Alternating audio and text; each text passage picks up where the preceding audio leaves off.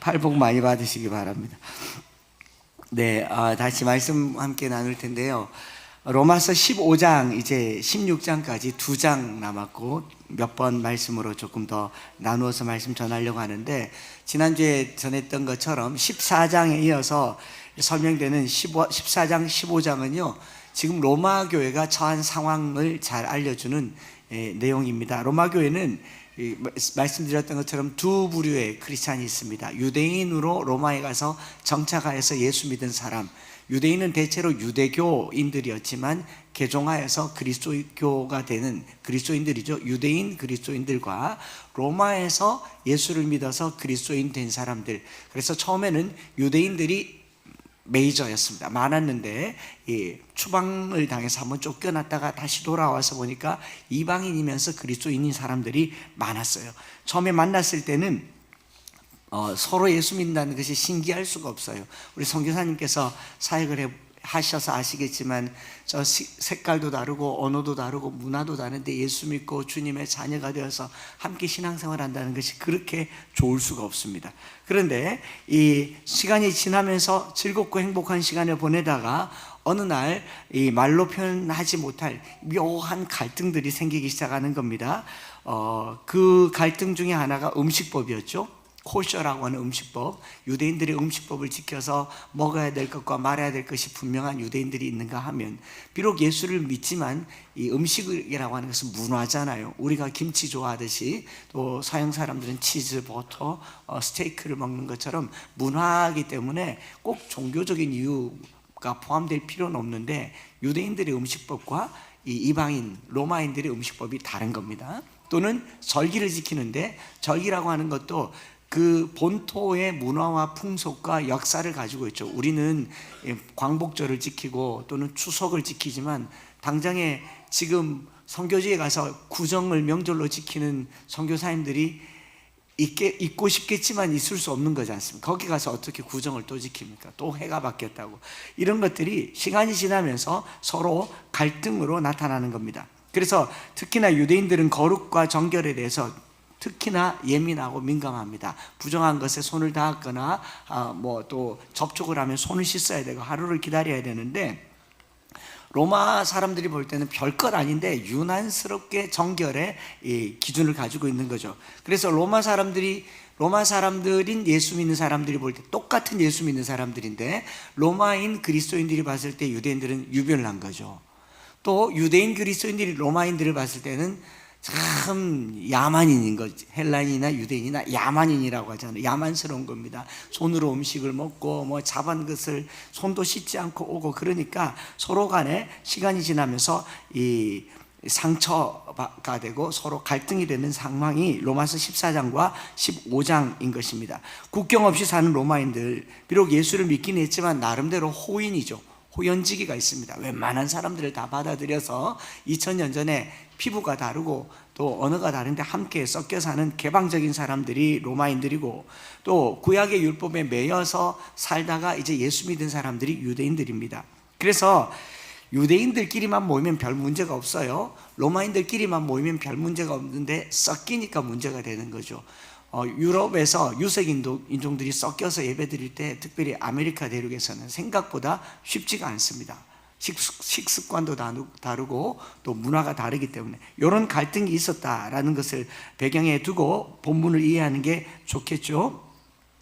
그래서 여기 믿음이 강한 우리는 강하다라는 말 쓰고 약하다라는 말 쓰는데, 이 믿음이 강하다, 믿음이 약하다를 단순히 믿음이 좋다, 나쁘다, 혹은 믿음이 경력이 있다, 혹은 초신자다, 이렇게 볼 수만은 없다라는 것을 설명을 드리려고 하는 겁니다. 원래대로 치면 바울도 믿음이 약한 자에 해당하는 사람이죠. 바리새인이고 엄격한 규율과 규칙을 지켜왔던 유대인입니다. 예수님이 십자가에 못 박혔다는 소식을 듣고 바울은 그 예수님은 죽어 마땅하다고 생각했어요. 신명기 법에 나무에 매달린 자마다 저주받은 자라고 했기 때문에, 나무에 매달려 죽은 사람은 전생이나 이생이나 죄가 엄청 많아서 저주받아 죽은 사람이라고 생각했는데, 아니 자기 동족들이 예수를 믿는 거예요. 예수를 메시아로 믿는 거죠. 여러분, 저기 청도에 시골에 초등학교도 안 나온 무식한 사람이 구세주다 믿겠습니까? 그분이 이만희세요. 신천지라고요. 우리는 흥분되잖아요. 흥분되는데 이 신천지에 있는 사람들은 너무너무 귀한 분인 거죠. 자, 우리가 이만희를 정말 구세주로 믿습니까? 바울이 그랬다는 거예요. 아, 그렇다고 이만희가 구세주는 아닙니다. 또 이걸 또 잘라가지고 이렇게 신천지에서 쓰지 말아야 될 텐데. 그럴 일은 천지에 없습니다. 바울이 봤을 때 예수는 나무에 달려 죽은 사람이에요. 저주받은 사람입니다. 나름대로 구약의 율법과 규칙을 따라서 철저하게 자기 신앙을 가진 사람입니다. 그런데 다메섹에서 실제로 부활하신 예수님을 만난 거예요. 그러니 자기 모든 사고가 다 깨어져서 자기가 그동안 붙들고 있던 할례 또 바리새적인 모든 것들이 이제 무너진 거죠. 예수님을 만난 겁니다. 예수님의 사랑을 경험한 겁니다. 자기를 받아주시는 주님 앞에 녹아내린 겁니다. 그 안에서 바울이 약함에서 강함으로 돌아서게 되는 거예요. 무슨 말이냐면 자기 규율과 율법과 규칙에 살던 이 모든 것들이 사랑 안에서 녹아버린 겁니다. 조금 현대적으로 표현은 하면 이런 거죠. 이제는 정죄하지 않는다는 거예요. 사도 바울이 누군가를 이 율법적 규칙 때문에 정죄하지 않는 건데, 요즘의 표현으로 하면 이렇게 표현하면 누가 강한 사람인지 누가 약한 사람인지 알 것 같아요. 주일에 성도 중에 누가 교회를 왔어요. 폰을 끄고 경건하게 앉아있는 사람은 믿음이 약한 사람, 강한 사람. 맨 앞자리에 앉아서 정장 입고 이렇게 앉아있는 사람, 조금의 흐트러짐도 없고 요동도 없고, 주일에는 돈도 쓰지 않고 온전하게 이른 새벽부터 일어나서 그 전날 이 헌금을 다림질해서 다려서 성경책 사이에 탁 넣어두고 오늘을 기다리고 사모하면서 일체 주일을 온전하게 지키려고 하는 사람은 믿음이 강한 사람, 약한 사람. 예. 다시요. 내가 설교를 잘못하고 있는 거죠. 바울이 원래 약한 사람이어서요, 철저하게 율법을 지키고 주의를 지키고 온전하게 그 시간을 지킨 사람, 약한 사람이었어요. 자, 그러면 이 지금 제일 앞에 앉아서 양복 입고 반듯하게 앉아있는 사람은 믿음이 약한 사람, 강한 사람? 약한 사람. 네, 주일날 편안하게 있다가 반바지에 껌 씹으면서 스레빠 신고 교회에 와서 짝짝거리면서 앉아서 폰 무음으로 하지도 않고 뒤에 앉아서 까톡 소리 듣는데 아무 생각 없이 다리 꼬고 앉아서 아메리카노를 들고 앉아있는 사람, 그래도 예수 믿는데 아무 문제가 없는 사람, 믿음이 약한 사람, 강한 사람. 왠지 이 말이 입에서 안 떨어지죠? 그죠? 몸에 이렇게 그림도 좀 그리고 막 형제인데 귀에 막 구멍도 좀 뚫고, 예수님은 손에 못 박혔으니까 나도 귀에 못 박고, 뭐 그런 사람 믿음이 약한 사람, 강한 사람? 강한 사람이네, 강한 사람. 로마에 있는 이방인 그리스도인들은 돼지고기를 먹어도 내가 구원받는 데는 문제가 없다고 생각하는 사람, 할례를 안 받아도 내가 구원받는 데 문제가 없다고 생각하는 사람, 유월절을 안 지켜도 내가 예수 믿으면 천국 가는데 문제가 없다고 생각하는 사람, 믿음이 강한 사람. 이런 말이에요. 이제 좀 이해가 되십니까? 네. 이걸 어떻게 표현하면 자기는 괜찮은 사람, 강한 사람. 네. 이러면 안 된다라고 생각하면서 늘 자기에게 채찍질을 가하고 남에게도 채찍을 들이대는 사람, 약한 사람. 이런 거죠. 이런 차이입니다. 이걸 이해하고 본문을 읽어야 되지. 바울이 믿음이 강한 우리는, 여러분 바울 같은 사람이 나는 믿음이 좋다, 나는 믿음이 강하다고 스스로 말할 그런 위인은 아니잖아요. 바울은 자기를 그렇게 과시할 만한 사람이 아니에요. 나는 아무것도 아닌 사람이다, 배설물과 같이 나를 버렸다, 나는 죄인 중에 괴수라고 말한 사람은 왜 여기다가 자기 믿음을 강한 사람이라고 말했느냐? 이 믿음이 강하다고 자처하는 사람 속에 자기를 거기 집어넣는 것은 특별한 목적이 있다라는 것이죠. 그래서 이 정도로 이해하면 좀 좋을 것 같아요. 집에서 이제 명절이니까 어른들을 보면 어른들 중에도 자녀들이 모처럼 오면 너무 신이 나서 뛰어다니는 것도 예쁘고 저지레 하는 것도 예쁘고, 엄마 아빠는 계속 쫓아다니면서 좀 앉아있어라, 가만히 있어라, 뛰어다니지 마라, 쿵쿵거린다 이렇게 해도 할아버지는 놔둬라, 괜찮다, 얼마나 이쁘고 막 쏟는데도 괜찮다 애 때는 다 그렇지 않은 사람, 믿음이 강한 사람, 약한 사람? 강한 사람. 예? 그런데 막 조금만 발만 떼도 조용히 해라. 어디 어른 앞에서 똑바로 앉아라. 이런 사람 믿음이 약한 사람, 강한 사람? 약한 사람은 이런 거라고 얘기할 수가 있겠다라는 거죠. 다르게 보면 예민한 사람이에요. 또 민감한 사람, 이런 사람은 믿음이 약한 사람.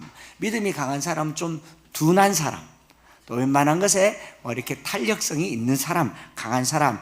그래서 14장과 15장에 이걸 반복적으로 쓰는 겁니다. 14장 1절에도 믿음이 연약한 자를 너희가 받되 그의 의견을 비판하지 말라. 믿음이 연약한 사람이란 말은 음식에 예민한 사람, 절기를 꼬박꼬박 지키는 사람, 율법대로 규칙대로 사는 사람, 교단으로 치면 보수적인 교단에 있는 사람. 이래서 보수적인 사람은요, 예민해. 남이 뭘 하는 걸 눈 뜨고 봐주지는 못해요. 그죠? 장바구니 들고 어디 주일날 어디 가는 걸 눈 뜨고 못 본 사람, 믿음이 약한 사람, 약한 사람. 15장에 와서도 15장 1절에 믿음이 강한 우리는 마땅히 믿음이 약한 자의 약점을 담당하고 자기를 기쁘게 하지 아니할 것이라. 여기 믿음이 강한 사람이란 말, 그런 거죠. 바울이 참 지혜로운 겁니다. 자기가 유대인이면서 유대인의 입장에서 말하지 않고 이방인의 입장에서 말하면서 나도 너희와 같이 우리 믿음이 강한 사람이라고 얘기하는 거예요. 어떻게 보면 이방인으로 그리스도인들이 되어서 구약의 율법을 굳이 지킬 필요가 없고 절기와 음식법을 지킬 필요도 없고 오직 그리스도의 십자가를 붙들고 그 보혈을 의지하는 사람들에게 이걸 얘기하는 거예요. 강한 사람. 지금 이 말을 든 사람 누굽니까? 믿음이 강한 우리는 이라고 말했으니까 대상이 누구겠습니까? 이방인 그리스도인입니다. 이방인 그리스도인. 좀 자유로운 사람, 자유분방한 사람, 보수적이기보다는 조금 진보적인 사람, 그런 사람들에게 하는 말일 수도 있겠다 싶은 겁니다. 사도 바울 입장에서는 차라리 유대인들에게 권면하는 게 나을 수 있어요. 유대인인 너희들이 어른이 참아야지. 예수를 믿어도 오래 믿었고 율법도 알고 성경도 알고, 자 저기 로마인들은 다 야만인이고 이제 겨우 예수 믿었는데 봐줘라, 이렇게 말할 수 있지 않겠어요? 교회도 초신자들이 막 와가지고 처음 예수 믿는데 뭣도 모르니까 막 처음 만나는 사람 보고 아이고 집사님 장로님 직분 모르니까 그럴 수 있겠지만, 평생 절에 다닌 사람이 이 교인들 만나면 뭐라 그러겠습니까? 아유 보살님 잘 계셨습니까? 옛날에 그런 분들 많았어요. 그 절에 평생 다니다 교회 온 사람들에게 교인들은 다 보살이에요. 김보살 오셨습니까? 그런 거죠. 그런 사람을 우리가 교인들이 어떻게 합니까? 이해해라. 절에 평생 다녔다. 우리가 이해하는 게 낫지 않겠어요? 근데 바울은 그렇게 말하지 않고 메이저가 바뀌었어요. 이방인이면서 그리스도인이고 나름 좀 자유로운 사람들에게 권하는 거예요. 또 어떻게 보면 청년들에게 권하는 말일 수도 있습니다. 청년들은 믿음이 강한 사람에 해당합니다. 왜냐하면 나름대로 자기의 삶을 살다 보니 어른들이 지켜왔던 신앙의 규칙과 규율에 있어서 좀 자유로워요. 꼭 그렇게까지 할 필요 있나? 11조를 하는데 그걸 꼭 끝다리까지 떼어가면서 할 필요가 있나? 성경은 술 취하지 말라 그랬는데 요즘 맥주 안 마시는 사람이 어디 있나? 나는 그렇게 해도 천국 간다고 확신하는 사람, 대부분 자유로운 사람, 청년들, 젊은 사람들, 또는 조금 자유로운 신앙생활을 하는 사람들, 강한 사람, 그런 사람들에게 하는 말이다. 내가 오늘 내 신앙생활이 좀 자유롭다 하시면 이 말씀을 듣는 게 맞고, 내 신앙생활이 조금 예민하다 하는 사람들도 오늘 말씀을 더 들어볼 필요가 있다 생각을 합니다. 여기에 이제 변증적 논리를 전개하는 거죠. 자기 스스로가 유대인이면서 바리새인이었으면서 이방인의 입장에서 말을 전하고 있다라는 거죠. 우리 강한 자, 나도 이제 음식, 절기 그런 거 안 지킨다. 나도 이제 할래 무할래 그런 거 중요하지 않다. 나는 마음으로 믿어 의에 이른 사람이다. 나도 너희들과 같은 이방인 그리스도인이다. 율법의 행위로는 구원을 얻을 수 없다. 오직 믿음으로만 구원을 얻는다. 그러니 우리는 믿음이 강한 사람 아닌가? 믿음이 강한 사람 아닌가? 여러분, 믿음이 강한 사람과 믿음이 약한 사람 사이에서 신앙생활을 같이 하면 누가 상처를 더 많이 받겠습니까? 또 쉽게 말씀드리죠. 믿음이 강한 우리 자녀들과 믿음이 약한 우리 장로님, 중직들이 같이 신앙생활하면 누가 상처를 더 많이 받겠습니까? 잘 모르겠죠. 자녀들은 엄마 때문에 스트레스를 많이 받는 것 같아도 실제로 스트레스는 누가 더 많이 받습니까? 자식 새끼들 때문에요. 부모들이 죽을 고생을 해요. 그래요, 안 그래요? 자녀들은 우리 엄마가 너무 보수적이고 우리 아버지는 주일날 교회 나가면 용돈도 안 주고 폰도 뺏고 아버지 때문에 집 나가고 싶다고 100번을 얘기해도 자식이 예수 잘 안 믿으면 누가 속도 썩어요? 부모잖아요, 부모. 그러니 믿음이 약한 사람, 보수적인 사람 이런 거죠. 자꾸 말하다 보니까 더 말하고 싶어지네. 오페라 하우스에 갔어요. 뮤지컬을 봅니다. 또 오케스트라 연주를 봅니다. 믿음이 약한 사람은 어떤 사람? 정장 입고 등 파인 옷 입고 제 시간에 딱 앉아서 관람하기 전에 그 리플렛 딱 보고 출연진이 누군지 딱 보고 딱 앉아서 보는 사람, 믿음이 약한 사람. 믿음이 강한 사람 어떤 사람요? 그렇게 들고 들어가지 말라고 하는데 아이스 아메리카노 딱 들고 들어가가지고 다리 꼬고 엉덩이 반쯤 빼고 껌 씹고 옆 사람한테 자 내가 아는 사람 나왔다 하는 사람, 믿음이 강한 사람. 나는 괜찮다고 여기는 사람이죠. 누가 뭐라 그러면 저는 괜찮다고 말하는 사람. 그러니 사도 바울이 그런 사람들에게 주로 말을 해요. 너희는 믿음이 강하니 웬만한 상황에 내성이 있고 나름 자유로우니 저 믿음이 순수하고 약하고 깨끗한 사람, 깨어지기 쉬운 저런 사람들을 위해서 너희가 그들을 받아주고 이해해줘야 된다. 이런 말이에요. 뭐 젊은이들에게 어른을 이해하라고 하는 말인 것 같은 그런 말입니다. 불편할 수 있겠지만 잘 들어볼 필요가 있는 거죠. 서로 다름이 불편함을 끼치고 그것이 커지게 되어서 결국 강한 자와 약한 자라고 하는 두 집단의 갈등으로 드러나게 되는 것이 어떻게 보면 오늘 우리 사회 현실이지 않습니까? 어른 세대와 젊은 세대, 그리고 보수와 진보, 그리고 동과 서라고 하는 게 나름의 강함과 약함. 누군가는 어떤 부분에 자유롭습니다. 어떤 부분에는 씨알도 먹히지 않습니다. 이런 것들이 갈등이 생길 때 바울은 어떻게 말을 하느냐라고 하는 거죠. 오늘 저와 여러분들이요, 혈액형도 다르고 출신 지역도 다르고, 요즘 옛날 같으면 A형, B형, O형으로 성격을 나눴는데 좀 하면 한씨, 김씨, 이씨, 이런 걸로 여러분 성씨 순으로 고집 센 거 아십니까? 최씨는 네 번째 안씨, 강씨, 한씨, 안강, 한최락 하더라고요. 안씨는 내가 안 한다 하면 안 한다 아이가. 내가 안 간대. 그럼 안 간대요. 그래. 안씨, 강씨 강하잖아요. 한씨 한 번 안 하면 안 합니다. 그 최씨라 그래요. 옛날엔 이런 정도로 성격 유형을 파악한. 지금은 뭡니까? I다, E다, S다, T다, J다, P다 막 섞어 놓으니까 얼마나 많은지 몰라요. 그러니까 이런 다른 사람들이 서로를 이해하려고 심리학자들이 밥 벌어먹기 참 좋은 시대에 살아요. 뭐 요즘은 그냥 딱 봐도 닌 A형이다 그러면 A형 맞아요. 딱 봐도 니는 O형이다 그러면 O형 맞아요. 딱 봐도 형은 B형이에요. 저는 아무 말 안 했습니다. 그런 다른 사람들이 모여 살다 보니까 이런 것들이 서로에게 갈등을 유발시키죠. 그러면 누가 강하고 누가 약한가, 이런 다름들을 가지고 이야기를 하는 겁니다. 또 말하고 싶으네. 여러분, 술 센 사람과 술 약한 사람 이렇게 보면 됩니다. 술 센 사람은 믿음이 강한 사람이죠. 웬만큼 마셔도 괜찮은 사람. 술 약한 사람은 믿음이 마시면 안 되는 거구나. 자, 그러면 어떻게 합니까? 믿음이 강한 사람에게 약한 사람을 말하는 거죠. 믿음이 강한 우리는 약한 자들을 담당하되 그들을 받으라라는 말은, 술이 센 사람이 술이 약한 사람한테 가서 야 괜찮다 먹어라, 한 잔이 두 잔 되고 두 잔이 세 잔 되고 세 잔이 네 잔 되고 술 먹다 보면 술술 넘어간다, 이렇게 말하는 게 맞겠습니까? 술이 약한 사람 앞에 있으면 그 사람을 배려해서 내가 술을 멀리하는 게 맞겠습니까? 멀리하는 게 맞다, 그런 얘기를 하는 거예요. 그래서 갈등하는 교회에 바울이 전한 권면의 내용, 오늘 다툼을 안고 갈등을 가지고 살아가는 우리에게 중요한 권면은 이런 겁니다. 스스로 괜찮다라고 생각하는 너희들, 이렇게 살아도 괜찮을 거라고 생각하는 너희들을 이렇게 말하는 거죠. 약한 자의 약점을 담당하라. 너희가 생각하기에 누군가가 약하다라고 생각하는 그 약점을 담당하라. 나 때문에 누군가가 상처를 받는다라고 생각하면 그 약점을 너희가 담당해야 된다.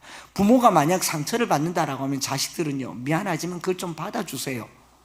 또는 누군가가 좀 연약해서 아내가 말에 상처를 많이 받는다면 그걸 약함을 받아주라. 약한 자의 약점을 담당하라 라는 겁니다. 로마서 8장 3절에 이런 표현이 있어요. 율법이 육신으로 말미암아 연약하여 할 수 없는 그것을 하나님은 하시나니 곧 죄로 말미암아 자기 아들을 죄 있는 육신의 모양으로 보냈다라고 할 때 연약하여, 아스데네오라는 말씀인데 연약하, 이거 약점이라고 말해요. 오늘 15장 1절에 믿음이 강한 우리는 마땅히 믿음이 약한 자의 약점을 담당하고, 여기도 아스데네마라는 말씀입니다. 이 연약하다라는 말은 뭐냐면 이 육신으로 말미암아 연약하여 할 수 없는 거 죄잖아요. 죄인데 이게 여기에 민감한 사람, 죄를 지으면 살 수 없는 사람, 하나님 앞에 깨끗하게 살려고 하는 사람, 그런 사람의 깨끗함을 자유로운 사람이 받아야 된다라는 건데, 우리가 생각하는 그건 어떻게 보면 정반대인 겁니다. 그래서 그런 약한 자의 약점을 담당하고라고 할 때 이 담당하고라는 말이 헬라말로 바스타조라고 하는데, 이 바스타조라는 말을 찾아보니까 이런 말인 겁니다. 참다, 들어 올리다, 지탱하다, 받아들이다, 운반하다, 집어 올리다, 이런 표현을 가지고 있어요. 바스타조라는 말은. 그러니까 아무래도 내가 좀 삶에 이 탄력이 있고 여유가 있는 사람들이, 순전하고 온전한 사람들을 받아줘야 됩니다. 그래서 이 조금 여유가 있다라고 생각하는 사람, 나는 아주 깐깐해서 씨알도 안 먹히는 사람들을 누가 받아줘요? 여유가 있는 사람들이 받아주는데 어떻게 해요? 들어 올린다, 또는 수용한다, 지탱한다라는 말입니다. 이 단어가 어디 쓰였는지를 보니까 이걸 보면 이해가 될 거예요. 사도행전 3장 2절입니다. 같이 한번 읽어볼까요? 시작. 나면서 못 걷게 된 이를 사람들이 메고 오니, 어떻게 해요? 못 걷게 된 이를 메고 온 이를 바스타조라는 말을 해요. 안진뱅이를 들고 오는 거. 오늘 우리가 명절에 어른들 만나면 어른들을 젊은 사람들이 모셔야 됩니다. 들고 오셔야 돼요. 그들이 원하는 걸 해드려야 됩니다. 여기 자녀들에게 부탁을 드려요. 여러분들은 믿음이 강한 자들이잖아요. 저렇게 강하게 살다가 영 주님으로부터 멀어질 수도 있잖아요. 그러나 부모님들이 그 원하는 약함, 신앙에 대해서 연약한 그것들을 자녀들은 좀 들어주세요. 별게 효도입니까? 부모님이 원하는 거 들어주는 게 효도지. 그런 자녀들 되시기를 바랍니다. 오늘 또 이렇게 명절에 이 말씀이, 이 본문이 여기가 얻어 걸릴지 몰랐습니다. 들어줘야 돼요. 부모님들을 부축해줘야 되고, 여러분 죽어가는 사람 소원도 들어준다고 하는데 살아계신 부모님들이 예수 잘 믿으라고 하는 거, 그거 받아주고, 바스타조입니다. 바스타조, 받아주라라는. 오늘 우리가 서로의 연약함을 담당해야 되는데, 장애인을 보면 휠체어를 잡아주고 함께 들어주고 길도 내어주는 것처럼요, 나는 괜찮다, 엄마는 엄마대로 살아라, 너희는 너희대로 살아라, 당신은 당신들대로 살아라, 보수는 보수대로 살아라, 이럴 게 아니라 받아주라는 거예요. 이게 서로에게 좋다라는 겁니다. 서로에게 좋다. 그게 서로를 향한 배려가 아닌가 생각을 합니다. 제가 김천에서 강의를 할 때 학생 중에 교내 봉사활동을 하는 외국인 유학생들 중에 이제 교내 봉사활동을 해서 장학금을 주는 봉사장학생 제도가 있는데, 태국에서 온 제이라고 하는 친구가 있어요. 이 제이라고 하는 친구가 어떤 봉사를 하냐면은 이 교내 장학생, 그 장애인들을 돌보는 일을 하는 거예요. 수업 때 휠체어를 뒤에서, 아이가 장애인이 휠체어를 가지고 오면 학교에서 이 친구랑 함께 다니면서 그 수업 시간에 함께 끌고 나가고, 또 제일 앞자리에 앞에 앉혀야 되고, 그 장애인석에 앉아야 되고, 또 데리고 나와서 엘리베이터 탈 때 길도 열어주고 안내하는 일을 하는데, 그 장애인 중에 이영호라고 하는 학생이 있어요. 형제인데 이 뇌성 소아마비를 앓아서 이제 휠체어를 평생을 타고 다니는 거죠. 이 영호라는 형제가 저기 하는 말이, 제이라고 하는 친구를 굉장히 극찬을 하는 거예요. 태국에서 온 그냥 호리호리하고 한국말 잘 못해서 그냥 늘 웃고 다니는 친구인데, 그 친구를 너무 귀하게 여겨요. 주님 만난 것처럼 귀하게 여겨요. 왜 그러냐 물었더니, 자기가 평생 휠체어를 타는데 분당에 살고 있어서 수도권에는 이 휠체어 타는 사람들이 편의를 위해서 길도 조금 장애인 길이 있어서 웬만큼 타고 다니면 괜찮은데, 이 김천까지 내려오니까 인도도 이렇게 블록으로 돼 있어서 울퉁불퉁하고 그마저도 막 이렇게 무너져 있고 해서 갈 수가 없어서 차도로 다닌 적이 많은데, 학교에서 교실로 이렇게 가면 요즘 또 학교 안에는 장애인들을 위한 점자 블록을 두잖아요. 그럼 이 휠체어를 타고 거기를 이렇게 지나가면 휠체어가 쿠션 장치가 없어. 우리 여러분 한 번도 생각 안 해서 보셨을 거예요. 휠체어가 오토바이도 아니고 무슨 뭐 그랜저도 아니잖아요. 앉으면 땅바닥에 그 울퉁불퉁함이 온몸으로 전달되기 때문에 어떤 날은 막 머리가 아프고 사지가 그냥 다 무너지는 것 같아요. 그런데 제이라는 친구가 휠체어를 끌면요 너무 좋대요. 자기를 아는 것처럼 이렇게 지나가다가 장애인 점자 블록이 가까이 있으면 딱 세운대요. 세워서 딱 하고 간대요. 근데 그런 작은 배려가 너무너무 고마운 거예요. 자, 여기 누가 믿음이 강한 사람입니까? 제이가 믿음이 강한 사람이에요. 믿음이 약한 사람은요, 영호라고 하는 형제가 믿음이 약한 사람입니다. 몸도 약하지만 그 바닥에서 나오는 모든 진동을 온몸으로 받으면서 학교 한번 갔다 오면 두통에 막 헤맨대요. 그런데 이걸 모르는 친구들은 뒤에 이렇게 휠체어를 잡아가지고 막 전속력으로 막 달리는 거죠. 무슨 카트 끌듯이 막 끌고 다니니까 자기가 짐체가 돼가지고 내가 짐인지 장애인인지 모르겠다 싶을 만큼 한데, 이 제이라고 하는 친구만 만나면 그렇게 좋아한대요. 여러분, 우리가 어떤 사람이 돼야 되는가? 내가 만나는 사람이 나의 편리함 때문에, 나의 괜찮음 때문에 불편을 겪게 되면요, 우린 강한 사람이잖아요. 좀 봐주세요. 담당하는 겁니다. 들어주는 거예요. 들어주는 거.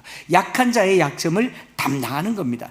나는 괜찮지만 상대방이 안 괜찮을 수 있다라는 거예요. 성숙한 성도는요, 나는 괜찮지만 상대방이 안 괜찮을 수 있으니 그거를 담당하는 사람, 들어 올려주는 사람이 믿음이 강한 사람인 줄 믿습니다. 그래서 오늘 명절이고 하니까 두 가지를 함께 기도 제목을 삼으면 좋겠습니다. 첫째로는 어떻게 약한 자의 약점을 담당하는가? 첫째, 자기를 기쁘게 하지 말고 이웃을 기쁘게 하는 기준으로 가면 좋겠다. 믿음이 약한 사람, 서로 불편하게 여길 만한 사람의 기쁨을 위해서 나의 만족보다 타인의 만족을 이루고 덕을 세우도록 하는 것, 나는 괜찮다가 아니라 당신은 괜찮나를 물어보는 명절이 됐으면 좋겠습니다.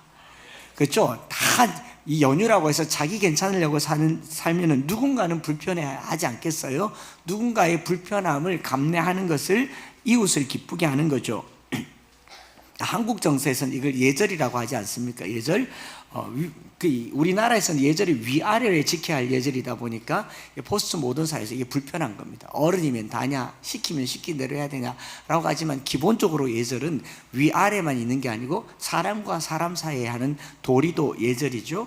영국에서는 이런 예절을 매너라고 합니다. 유명한 명언이죠. Manner makes man. 어디에 나옵니까? 킹스맨이라고 하는 영화에 나오는 명대사죠. 거기 있지 않습니까? Manner makes man. 영화에 나옵니다. 그 장면이 있습니까? 예. 저렇게 잘생긴 사람이 manners makes man. 옛날 고어로 썼는데 그 다음 것도 보면 있는데요.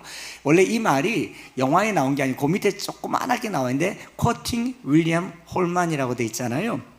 이 표현은 이 영국의 신학자이자 정치가인 교육자인 워컴의 윌리엄이라고 하는 사람, 윌리엄 홀만이라고 하는 사람이 1300년대에 한 말로 이 사람의 정신을 가지고 세워진 유명한 학교가 사립학교입니다.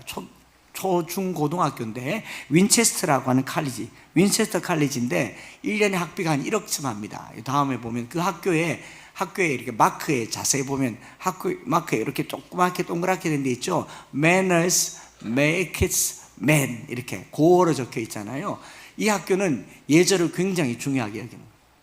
그래서 이 학교에서는 이 체육 운동하는데 굉장히 예절을 하고, 영국이 원래도 또 예절 매너가 많잖아요. 그런 매너 중에 어떤 게 있느냐, 타인이 불편하게 생각할 만한 것을 하지 않는 것, 타인이 원하는 것을 해주는 것을 예절이다라고 얘기를 하는 거예요.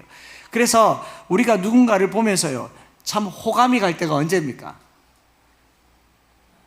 매너 좋은 사람에게 호감이 가요. 제가 자료를 찾아보니까 여성들은, 우리 남자들 잘 들으세요. 여성들은 매너 있고 젠틀한 남성에게 높은 호감을 준다. 86%. 그리고 경상도 남자들은요, 이제 좀 깨셔야 돼요. 내가 낸데 이때까지 의에 살았네. 됐다 마 그만해라 말 묻다 그러지 말고요. 경상도 말도 그래도 약간 매너 있는 말이 있어. 한번 따라해 보시죠. 맞나? 이것도 경상도 말이에요. 다른 데서는 할 수 없는, 맞지? 자, 좀 더 길게, 내가 글채? 짧게, 미안. 이 정도 말만 해도 믿음이 강한 우리는 약한 자의 약점을 받아주는 거예요. 여러분, 아내에게 점수 따는 게 멀리 있는 게 아닙니다. 제가 따박따박 따지니까 제 아내가, 제가 입이 문제잖아요. 목사는 입이 문제잖아요. 그러니 제 아내가 옆에 계속 듣고 있다가 한마디 해요. 미안하다 하면 된다. 내가 했잖아. 안 했거든. 우리는 미안하단 말을 안 하고 오만 말을 다 해요. 한마디만 하면 돼. 미안하다. 그 말 한마디가 어려운 거예요. 여러분, 이게 약한 자의 약점을 감당하는 거고 상대방을 기쁘게 해주는 거다라는 말입니다. 명절에 많은 사람들을 만나고 가족들과 함께 있는데 사과 한 번만 진지하게 해도요, 삶이 달라지더라라는 겁니다. 그러니 로마서 15장 3절에 그리스도께서도 자기를 기쁘게 하지 아니하셨다. 그리스도께서 자기를 기쁘게 하지 아니하셨다. 묵상해 보면요, 여기 큰 메시지가 있습니다. 여러분, 예수님이 충분히 자기를 기쁘게 할 수 있는 분이시죠. 하나님이 세상을 만드시고 모든 피조물로부터 찬양을 받으신 분이 하나님이시고, 하나님이 만든 세상 스스로 좋아하시고, 예수님이 기쁨을 누릴 수 있는 자격이 있습니까? 없습니까? 그 말이에요. 예수님은 충분히 자기 백성들로부터 찬양받으실 자격이 있고 기쁨을 누리실 자격이 있고 창조주이신데, 그럼에도 불구하고 자기 기쁨을 포기하셨다. 자기를 기쁘게 하는 일을, 하는 신의 본성을 포기하고 내려놓으시고 자기를 기쁘게 하지 아니할 것이라 하시면서 내가 누릴 수 있는 당연한 권리, 내 기쁨을 포기하고 우리의 기쁨이 되신 줄 믿습니다. 주님께서 자기 좋으라고 십자가 지신 게 아니고요, 우리 좋으라고 십자가 지셨어요. 그럼 오늘 우리가 하루를 살 때요, 옆 사람 좋으라고 하루 살아보는 하루쯤은 되시기를 바랍니다.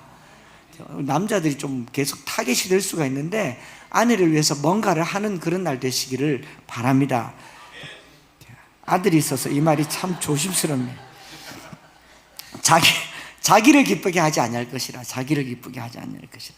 그렇게 되면 강한 자와 약한 자 사이의 갈등으로 일어난 문제는요, 상당히 해소될 수 있다라는 말입니다. 서로 주장하는 바를 가지고 누가 옳다 그러다라고 말할 필요도 없고, 당신이 옳은 걸 내가 할게, 당신이 옳은 걸 내가 양보할게 라고 얘기하는 것, 이것이 예수님처럼 사는 것인 줄 믿습니다. 예수님께서 자기 기쁨을 내려놓으시니까 어떻게 됩니까?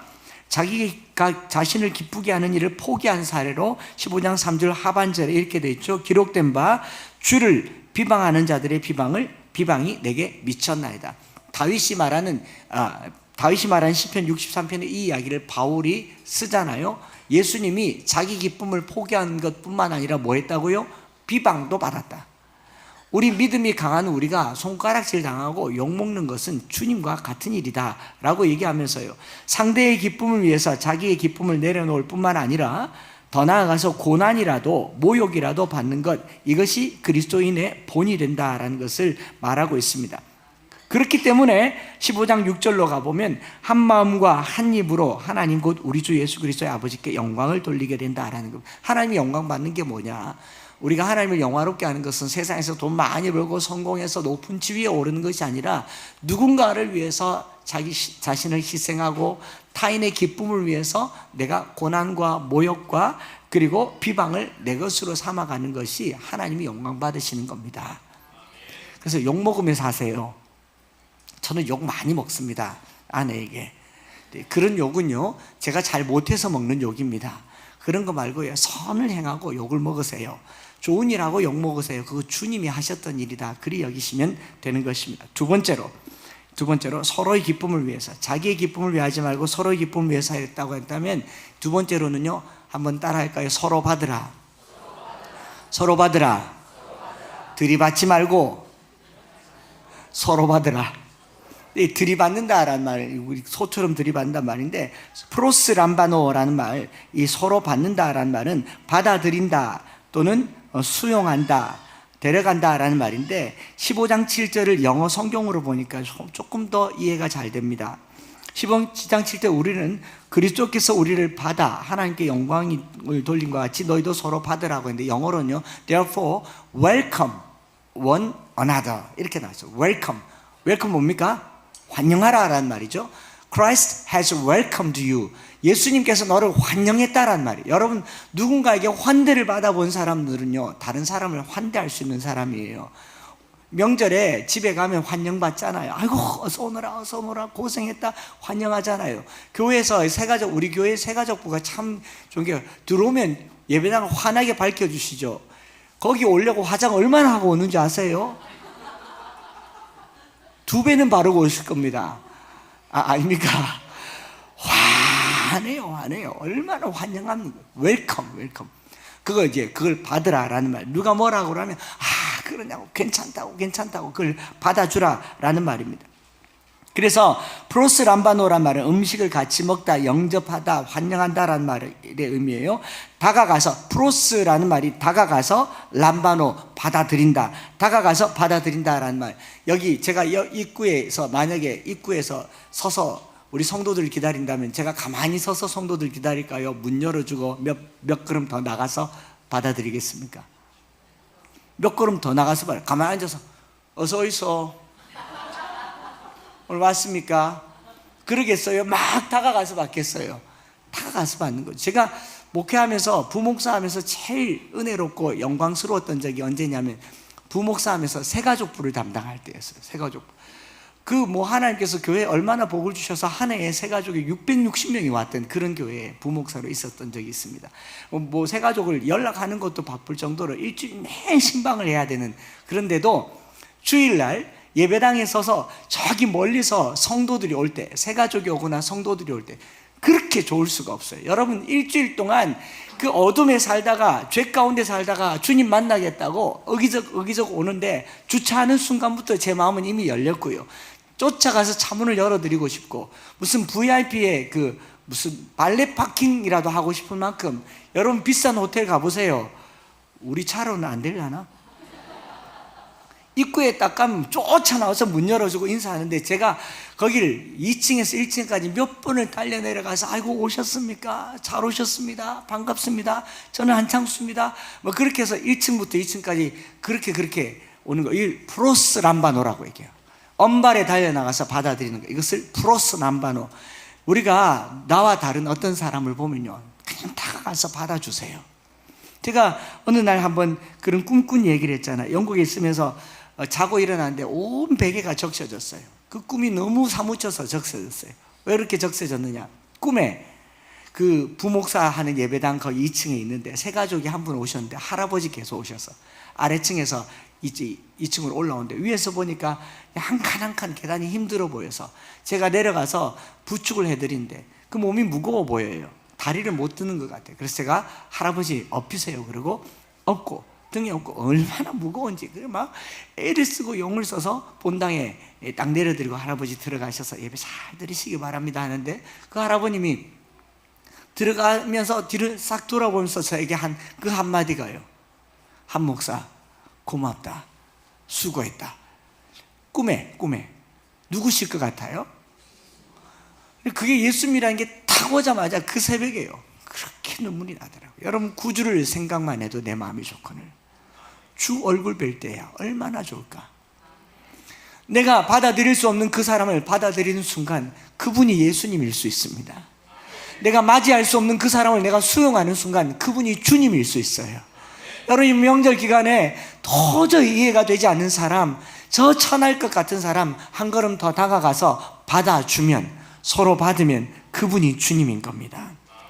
사도 바울은 이 표현을 빌레몬서에 쓰고 있어요. 1장 17절에 그러므로 네가 나를 동력자로 알진대 그를 영접하기를 내게 하도다 하고, 영접하기를 프로스 람바노라는 말을 써요. 이 오네시모라고 하는 종은 빌레몬의 종이었는데 돈을 훔쳐서 달아나간 이 도둑질한 사람이에요. 바울이 이 친구를 만나서 예수를 믿고 주인에게 돌려보내는데, 바울이 뭐라고 하느냐, 나를 영접한 것 같이 그를 영접하라. 하겠습니까? 우리 집 돈 떼먹고 도망간 놈인데. 근데 바울이 뭐라고 하냐면, 그 종을 프로스 람바노하라. 네가 미워하는 사람, 너에게 손해를 끼친 사람, 너에게 악을 행한 사람에게 다가가서 손을 내밀어라. 그렇게 영접하면, 웰컴하면 우리 주님이 어떻게 하시는가? 요한복음 14장 1절부터 3절에 이런 표현인데, 여기까지만 한번 읽어볼까요? 시작. 거처를 예비하러 가노니 가서 너희를 위하여 거처를 예비하면 내가 다시 와서 너희를 내게로 영접하여. 영접, 프로스 람바노. 내가 누군가를 받으면요, 주님께서 나를 받아주십니다. 내가 부모님들을 내 마음에 고이 담으면 주님께서 우리를 담아주세요. 내가 자녀들을 내 마음에 고이 담으면 주님께서 우리를 담아주신다라는 말입니다. 그래서 프로스 람바노란 이 말요, 아주 좋아하고 소중히 여기는 사람을 환영할 때 쓰는 건데, 나와 다른 사람을 이렇게 환영하라라는 겁니다. 아버지하고는 성격이 안 맞아서 못 살겠다, 엄마하고는 말이 안 통한다, 그러지 마시고 받으세요. 들이받지 말고 열렬하게 받으세요. 우리 경상도 말 있잖아요. 다시 해봅시다. 맞나? 진짜가? 이때까지 몰랐다. 그런 말 많이 해주세요. 그렇구나, 그렇구나. 그렇게 하면요, 이 서로 받음의 미학으로 서로가 하나가 되어야 되는 거예요. 그래서 서로를 받아들이기 위한 그 한 가지가 뭐냐면요, 그리스도께서 우리를 받기 위해서 자기 기쁨을 내려놓았어요. 원하는 거 하지 마시고 상대방이 원하는 거 해주는 명절 되시기를 바랍니다. 부모님이 원하는 거 하나는 해주세요. 또 자식들이 원하는 거 하나는 해주세요. 아내가 원하는 거, 남편이 원하는 거, 내 기쁨을 내려놓고 타인의 기쁨을 한 번은 들어주시기를 간절히 원합니다. 이 하나 빼기 게임 아세요? 가위바위보 하나 빼기? 한번 해볼까요? 가위바위보 하나 빼기. 누가 이겼습니까? 이긴 사람 손 들어보세요. 이겼네. 다시 가위바위보 하나 빼기. 자, 다시 해볼게요. 가위바위보 하나 빼기. 다 이겼나요? 저한테 진 사람도 있습니까? 비기거나 이기겠죠. 서로 받는다라는 말은 하나 빼기 게임에 항상 같은 손 내미는 거예요. 상대방 항상 나를 이겨먹을 수밖에 없는 거예요. 이게 이어령 교수가 서로 다름을 향해 살아가는 시대에 하나 빼기에 같은 주먹, 같은 바위, 같은 가위 내는 거라고 그래요. 주먹은 마구마구 깨고, 보자기는 마구마구 검어지고, 가위는 마구마구 잘라내려고 할 때 같은 손 내면요, 누군가는 이기게 되는 거. 그렇지 않습니까? 두 손을 내뻗어서 모든 걸 거머쥐려고 하지만 같은 손 내면 가위 낸 사람에게는 지게 됩니다. 두 주먹을 내서 뭐든지 깨부술 것 같지만 같은 손 내면 보자기에게 싸먹히게 됩니다. 그렇지 않습니까? 두 가위를 내고 뭐든지 잘라낼 것 같지만 같은 손 내면요, 주먹 가진 사람에게는 질 수밖에 없어요. 여러분 부모님들은 그런 부모님들이세요. 부모님들은요, 이겨먹으려고 사는 존재가 아니고 끝까지 지는 존재가 부모님입니다. 그러니까 자녀들은요, 지세요. 자식들이 없나 봅니다. 받으세요. 기쁘게 해드리시는 시간 되기를 바랍니다. 자, 말씀 마칩니다. 따라 하십시다. 나 때문에 당신이 기뻐하시기를 원합니다. 옆 사람에게 이렇게 말합니다. 당신의 기쁨이 되어드리겠습니다. 이럴 때는 손을 살짝 모아서 당신의 기쁨이 되어드리겠습니다. 자, 시작. 당신의 기쁨이 되어드리겠습니다. 자, 안주머니에 손을 한번 넣어보세요. 거기 안에 숨겨놓은 거를 하나 꺼내보세요. 이게 주님이 우리에게 원해요. 예수님이 자기 기쁨을 포기하고 우리의 기쁨이 되어주셨어요. 여기 남편분들, 제가 알기로 상당한 남편분들, 늦게 예수 믿은 남편분들이 아내를 받아서 여기까지 오신 분들인 줄 믿습니다. 아내가 오래 기도했어요. 아내가 믿음이 약한 자들이었어요. 순수한 자들이었습니다. 순전한 자들이었습니다. 아내가 오래 기도하니까 남편이 어느 날 당신이 가는 교회 내가 한번 가보자. 아내를 차 태워주러 왔다가 내 아내가 3층에 올라가서 외로울까봐 올라왔다가 어라 괜찮네 그러고 예수 믿는 사람도 있고, 아이가 하도 교회 가자고 하니까 아빠가 교회 오는 것이 너무너무 좋다고 하니까 그렇게 따라와서 앉아있는 분도 있고, 그리고 아내의 오랜 기도, 딸의 기도로 여기 앉아, 제가 뭐 눈에 몇 명이 들어오지 않습니까? 이거 다 이분들이 믿음이 강한 분들이에요. 강한 분들 받아주신 거예요. 이와 같이 우리가 서로 받아서 서로에게 기쁨이 되는 이 연휴가 되시기를 축복합니다. 이 찬양 드리면서 오늘 우리가 주님 앞에 돌아간다는 것은요, 내 기쁨을 내려놓고 타인의 기쁨을 추구하는 것이고, 타인의 연약함을 받아주는 강한 자들이 되는 것 아니겠습니까? 사랑은 오래 참고 자신을 내어주네. 서로 사랑할 때 세상은 주보네. 이 연휴 기간 동안에 서로 사랑하고, 서로 프로스람바노, 서로 환영하고, 내 기쁨을 내려놓고 타인의 기쁨을 추구하는 이 한 주가 되기를 소망합니다.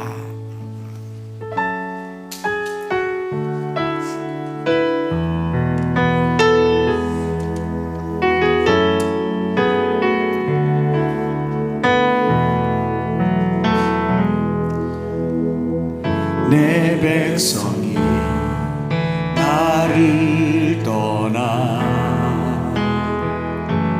돌아섰지만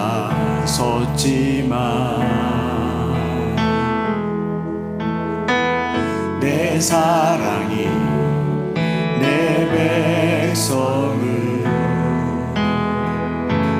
보기 못하니 내 모든 것 내어주고 나 그들을 얻으리라. 여호와께 돌아가자. 우린 돌아서도 그는 변치 않네. 여호와께 돌아가자. 우린 넘어져도 그 사랑 영원하네.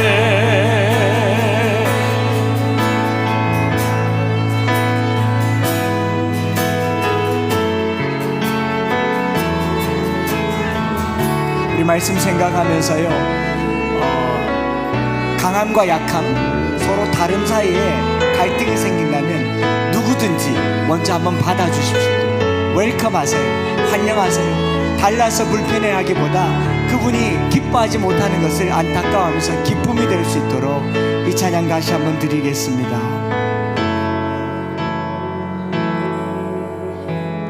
내 백성이 나를 떠나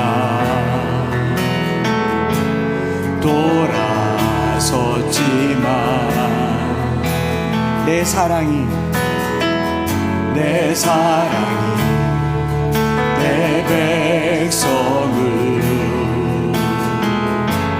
보기 못하니 내 모든 것 내어주고 나 그들을 얻으리라. 여호와께 돌아가자. 우린 돌아서도 그는 변치 않네. 여호와께 돌아가자. 우린 넘어져도 그 사랑 영원한 여호와께 돌아가자. 여호와께 돌아가자. 우린 돌아서도 그는 변치 않네. 여호와께 돌아가자. 우린 넘어져도 그 사랑 변치 않네. 영원한 사랑은 오래 참고 사랑을 오래 참고 자신을 내어주네. 자신을 내어주네. 서로 사랑할 때 세상은 주보네. 사랑을 절대 지지 않네. 사랑을 오래 참고 자신을 내어주네. 서로 사랑할 때 서로 사랑할 때 세상은 주보내 사랑은 결코 지지 않네. 여호와께 돌아가자.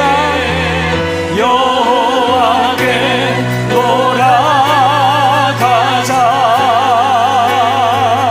우린 돌아서도 그는 변치 않네.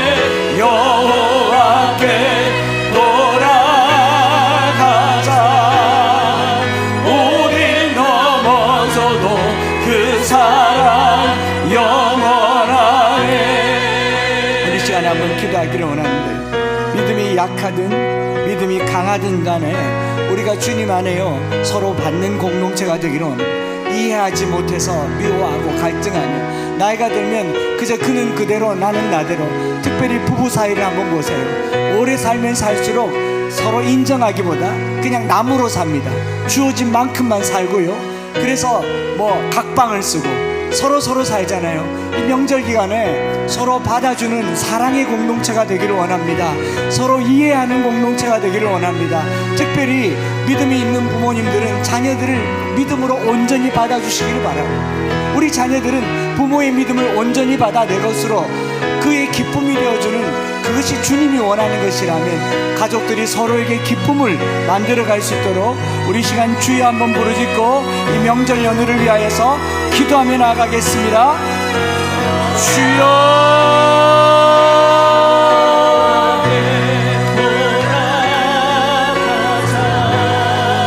살아계신 하나님 아버지, 사랑 오래 참고 온유하며 시기하지 아니하며 사랑하지 아니하며 자신을 내어주는 사랑을 주님께서도 기쁨을 누릴 것으로 여기지 않고 내려놓으셨는데, 하나님 오늘 나는 나의 기쁨을 위해서 나는 괜찮으니 내가 좋은 대로 살아갔던 그 삶을 이제는 받게 하여 주시옵소서. 달려나가서 받게 하여 주시옵소서. 그리스도도 자기를 기쁘게 하지 않으셨는데 오늘 우리의 기쁨을 위해 살기보다 서로 기쁨을 위해 살게 하시고 서로 기뻐하게 하는 삶을 살게 하여 주시고 자기의 기쁨과 자기의 만족을 넘어 주님의 기쁨이 되는 그런 삶을 살 수 있도록 프로스 남바노 받아주게 하여 주시고 서로 받들어서 서로 돌볼 수 있도록 주님 도와주시옵소서. 주여 여호와께 특별히 이번 명절 기간에 우리 믿지 않는 자녀들에게 복음이 되기를 원하고 가족들이 서로에게 회복이 되기를 원하고 서로 용서하고 용납하고 서로 받아 기쁨이 되는 그런 공동체가 될 수 있도록 도와주시옵소서. 자녀들에게 믿음이 전해지게 하여 주시고 부모님들이 그토록 원하는 그 믿음을 자녀들이 받으면 좋겠습니다. 자녀들이 수용할 수 있도록 도와주시옵소서. 살아계신 하나님 아버지, 오늘 믿음이 강한 자든 약한 자든 우리의 삶 속에서 서로 받아들이지 못해서 이해하지 못해서 그냥 그대로 주어진 대로 살며 자기 기쁨만을 추구하며 살아가는 이 시대에 부부 사이에, 부모와 자녀 사이에, 가족 사이에 이웃보다도 못한 남 같은 삶을 살아가고 있는 이때에 오늘 주님의 말씀을 듣습니다. 주님께서도 자기를 기쁘시게 하지 아니하고 하늘 보좌를 버리고 이 땅에 오셔서 비방을 받으시고 모욕과 고난을 당하신 것처럼 오늘 우리도 우리의 기쁨보다는 가족 구성원들의 기쁨이 되어주는 명절이 되게 하여 주시옵소서. 특별히 믿음이 전해지고 신앙이 전해지는 귀한 가족 관계들이 되기를 원합니다. 부모님들이 그토록 원하는 그 믿음을 자녀들이 받아들이게 하여 주시옵소서. 자녀들이 그토록 원하는 사랑과 돌봄과 애틋함을 부모님들이 받아들이게 하여 주시옵소서. 그래서 이번 명절에 전에 없었던 기쁨과 감사와 감격이 넘쳐서 하나님의 영광이 되고 하나님께 찬양이 되는 연휴가 되게 하여 주시옵소서. 간절히 원합니다. 연휴에 가족들이 하나 되는 기적 같은 연휴가 되게 하여 주옵소서. 믿음으로 회복되는 기적 같은 명절이 되게 하여 주시옵소서. 특별히 멀리 떠났던 자식들이 돌아왔을 때 그들에게 심어주는 부모의 믿음과 눈물과 기도가 싹을 틔우는 그런 연휴가 되게 하여 주시옵소서. 구주 예수 그리스도의 크신 은혜와 아버지 하나님의 변함없으신 사랑하심과 성령 하나님 위로교통 충만 역사하심이 그리스도도 자기를 기쁘게 하지 아니하고 우리의 기쁨을 위하여 스스로 비방을 받으셨던 거죠. 오늘 우리가 피곤하고 고단하고 욕을 먹을지라도 서로의 기쁨이 되기 위하여서 수고하고 노력하고 애쓰고 서로 받아들여 환영하기를 소망하는 사랑하는 모든 성도들 위해 이 명절 연휴 위에 이제로부터 영원토록 함께 있을지어다. 아멘.